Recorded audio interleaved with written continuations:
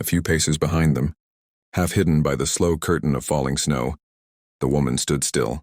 Her figure was framed in the amber glow of the nearest street lamp, the light washing across her pale coat and softening the edges of her form. In her right hand, she clutched a large transparent plastic bag filled with flowers, roses, tulips, lilies, their colors vivid against the dull winter backdrop. The bag rustled faintly whenever the wind shifted, the sound oddly sharp in the frozen quiet of the park. Her golden hair spilled from beneath a beige woolen hat, catching flakes of snow that clung stubbornly before melting into faint streaks of dampness. She was beautiful in a subdued, tired way, like someone who had carried too many burdens and still managed to stand tall beneath them. Her cream-colored dress peeked out from beneath her coat, brushing lightly against her boots as she shifted her stance, though her feet remained rooted in place. She watched the man and the little girl on the bench with an expression carved from restraint, her lips pressed together, trembling only when she let out a breath that fogged before her face. Her eyes shimmered with more than the reflection of the lamps. They carried a story of years, of patience stretched thin, of wounds that had never fully healed. She knew she should move closer, that the flowers she carried were meant to bridge a gap, to brighten a winter too long and too heavy, and yet she could not interrupt.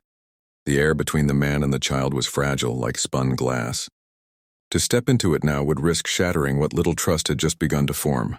So she remained still, both participant and outsider, a witness caught in the storm of her own heart.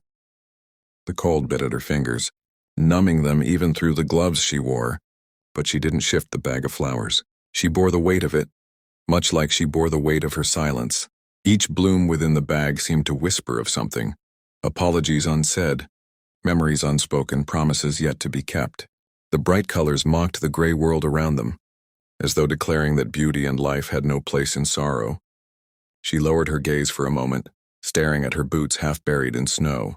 When she lifted her eyes again, she caught the little girl's posture, the stillness, the quiet strength, the raw honesty in her question. It made the woman ache, made her wish she could scoop the child up and shield her from every doubt, every disappointment. But she knew the answer the girl sought could only come from the man on the bench. Her breath trembled as she exhaled once more, her shoulders lifting and falling beneath the beige coat. She whispered to herself so softly it was lost to the wind, "Please, don't fail her again." And though she stood in silence unmoving, her presence was undeniable. She was the silent witness, the shadow of hope, the reminder that every decision made in that snowy park would echo far beyond the night.